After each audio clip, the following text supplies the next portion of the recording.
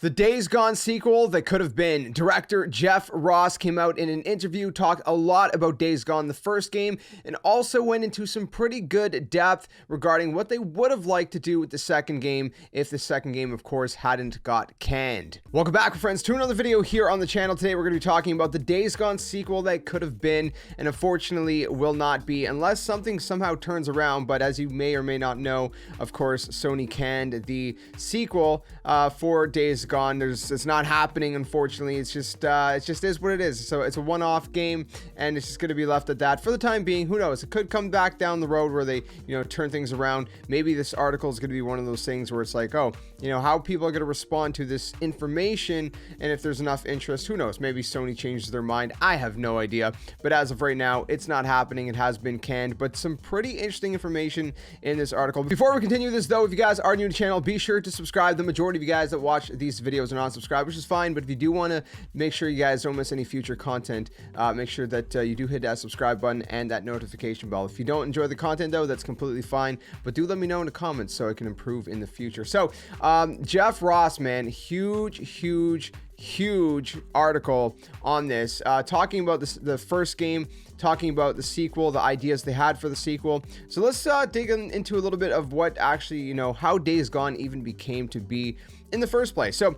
originally, the original pitch for Days Gone, according to Jeff Ross, was The Walking Dead meets Sons of Anarchy, and I could definitely see that in the game. It definitely has a Sons of Anarchy vibe and a Walking Dead vibe. And he actually goes on to say that where The Walking Dead had a great influence on us was the prison season, which I believe was season 3, if I recall correctly. So that whole kind of idea of them being homesteading with this within this massively protected fence and boundary, and he's like, yeah, that's what I would do.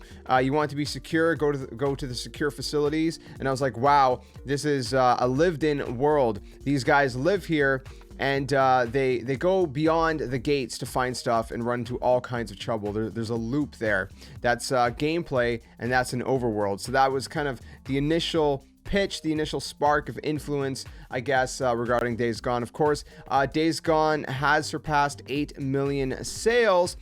Surprisingly, again, still, Sony turned around and canned the sequel even after all that, because I guess for Sony, they just didn't want to continue in the direction of a sequel for whatever reason. So he actually goes on to say a couple other things, though. So let's continue this. So it goes on to say that outside of those TV show influences, Sony Ben was actually looking to other zombie games for inspiration, and among those was DayZ, which obviously is a multiplayer survival game where other players are more of a threat than the undead. So some of that kind of aspect of DayZ, the moments that are unscripted in the hands of the player, if you will, right? It's kind of like the player's decision to make those kind of choices in those kind of moments, if you will.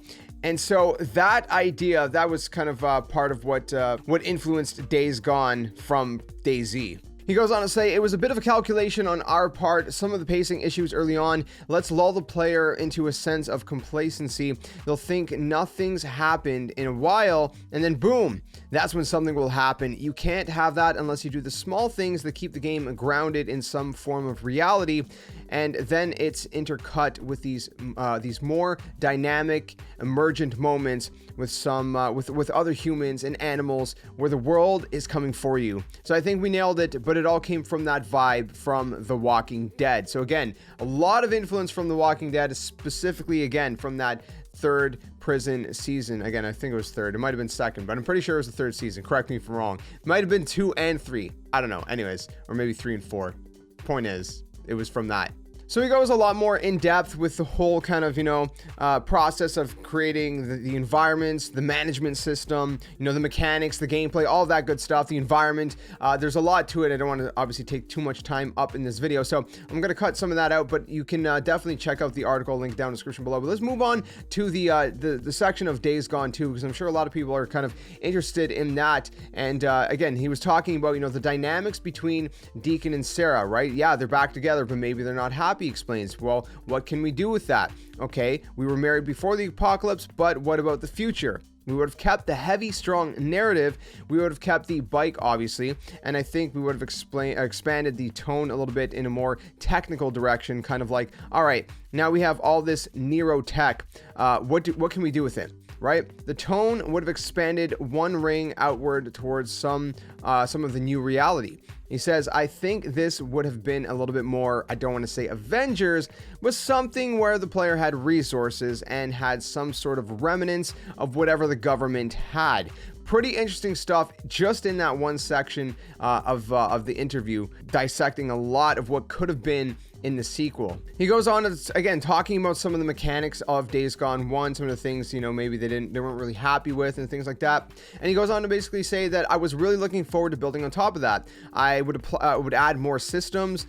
Systems are very simple, and if they're simple, they can be elegant and very rich for the player. I knew adding one or two more layers to the systemic elements of it would have been something that we could have wrapped our heads around. It would have led to a ton of richness for the players and a ton of unique open world moments and responses that we haven't seen before. Let's sink our teeth into this and do something even more epic. Then he goes on to say, but then we started considering linear corridor shooters, and I'm just like, this is not testing me in any way, shape, or form. One of the things we would have to prove would have been improving quality out of the studio, but that wasn't my problem. As a designer, there's nothing for me that is boring. I have nothing to bring to it. I was not interested in the new titles for myself as a developer to play. I'd love them, but not to make them. And then the studio had changed so much. John Garvin was gone. It was a completely different place. So to kind of summarize it all, what could have been in Days Gone 2, they wanted to continue focus on Deacon and Sarah, right? They wanted to expand that narrative, which would have been really, really interesting. They wanted to improve gameplay based on player data, right? There's a lot of player feedback, player data. They wanted to improve the gameplay based on that, like I said, build upon the systems, the mechanics, the gameplay that they already had, and greatly expand it and greatly improve it. They wanted a more dynamic world with roaming animals and more varied enemy and ally behaviors, so they really want to expand upon that as well. And they also wanted to add swimming, because swimming was something they didn't really touch a whole lot in the first game, and they actually wrote that into the narrative. But the reason for it is more of a time constraint, and from an engineering perspective, I guess they didn't really have time to kind of add that to the game and all that. So that was kind of the summary of what could have been in Days Gone 2. It's unfortunate that it got canned, but according to PlayStation Studios, Herman Hulst, Sony Bend is actually currently working on some kind of new IP that they're apparently very passionate about, and apparently they're building on the deep open world systems that they developed with Days Gone. So whatever they're working on, apparently they're passionate about this new IP. And apparently it's building upon that kind of open world system that they did introduce in Days Gone. So I know for a lot of Days Gone fans, they're disappointed that there's not going to be a sequel. It got canned, at least not right now. Maybe down the line, who knows? You never know. But for now, they're working on a new IP. And if you enjoyed whatever, kind of vibe that Days Gone introduced, right? And what that studio kind of, their style, I guess you could say, then hopefully you'll also enjoy whatever they come out with next. Again, who knows what it's going to be? Time will tell whenever that gets revealed and talked about. I'll talk about it here on the channel, let you guys know all about it. So let me know what you guys think. Again, I'll link the article down in the description below if you guys want to read the entirety of it, because it is very, very long. Just wanted to highlight a few things in this video. Thanks for watching. Be sure to leave it a like if you enjoyed the video. Subscribe for more gaming content. And until the next one, game on. Thanks for watching.